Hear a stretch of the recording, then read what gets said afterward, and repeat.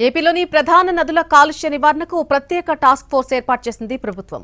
అందుకు సంబంధించిన ఉత్తర్వులు జారీ చేసింది. డిప్యూటీ సీఎం పవన్ కళ్యాణ్ ఆదేశాలతో ప్రత్యేకంగా టాస్క్ ఫోర్స్ ఏర్పాటైంది. వచ్చే ఏడాది జూన్ నెలలో మొదలయ్యే గోదావరి పుష్కరాల నేపథ్యంలో గోదావరితో పాటు రాష్ట్రంలోని ఇతర ప్రధాన నదుల్లో కాలుష్య నివారణ లక్ష్యంగా ఏపీ ప్రభుత్వం కీలక నిర్ణయం తీసుకుంది. నదుల్లోని కాలుష్య సమస్యలను గుర్తించి వాటి నివారణకు తక్షణమే చర్యలు చేపట్టడం కోసం అత్యున్నత స్థాయి ఎన్విరాన్మెంట్ ప్రొటెక్షన్ టాస్క్ ఫోర్స్ ను ఏర్పాటు చేస్తూ జీవో జారీ చేసింది. డిప్యూటీ సీఎం పవన్ కళ్యాణ్ అధ్యక్షతన రాజమండ్రిలో నిర్వహించిన ఉన్నత స్థాయి సమీక్ష సమావేశంలో అంతర్జిల్లా టాస్క్ ఫోర్స్ ఏర్పాటు చేయాలనే ఆదేశాల మేరకు ప్రత్యేక టాస్క్ ఫోర్స్ ఏర్పాటు చేస్తూ పర్యావరణ అటవీ శాఖ ప్రిన్సిపల్ సెక్రటరీ ఉత్తర్వులు జారీ చేశారు.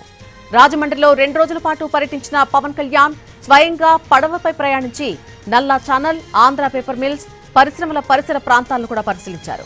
ఈ పరిశ్రమల నుంచి వస్తున్నటువంటి రసాయన వ్యర్థాలు నగర మురుగునీరు నేరుగా పవిత్రమైన గోదావరి నదిలో కలవడంపై తీవ్ర అసంతృప్తి వ్యక్తం చేశారు. పుష్కరాలకు వచ్చే భక్తులు తాము మురుగునీటిలో స్నానం చేస్తున్నామనే భావంతో వెళ్లకూడదని, దాన్ని ప్రక్షాళన చేయాలని అన్నారు.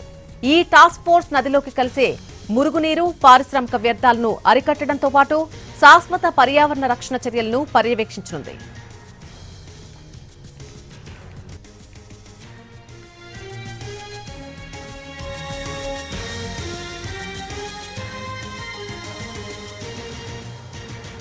ఏపీలోని ప్రధాన నదుల కాలుష్య నివారణకు ప్రత్యేక టాస్క్ ఫోర్స్ ఏర్పాటు చేసింది ప్రభుత్వం.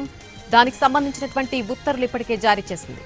డిప్యూటీ సీఎం పవన్ కళ్యాణ్ ఆదేశాలతో ప్రత్యేకంగా టాస్క్ ఫోర్స్ ఏర్పాటైంది.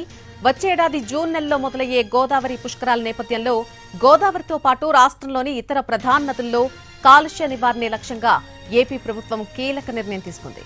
నదుల్లోని కాలుష్య సమస్యలను గుర్తించి వాటి నివారణకు గాను తక్షణ చర్యలు చేపట్టడం కోసం అత్యున్నత స్థాయి ఎన్విరాన్మెంట్ ప్రొటెక్షన్ టాస్క్ ఫోర్స్ ను ఏర్పాటు చేస్తూ జీవో జారీ చేసింది. ఇక డిప్యూటీ సీఎం పవన్ కళ్యాణ్ అధ్యక్షతన రాజమండ్రిలో నిర్వహించిన ఉన్నత స్థాయి సమీక్షా సమావేశంలో అంతర్జిల్లా టాస్క్ ఫోర్స్ ఏర్పాటు చేయాలనే ఆదేశాల మేరకు ప్రత్యేక టాస్క్ ఫోర్స్ ఏర్పాటు చేస్తూ పర్యావరణ అటవీ శాఖ ప్రిన్సిపల్ సెక్రటరీ ఇప్పటికే ఉత్తర్వులు జారీ చేశారు.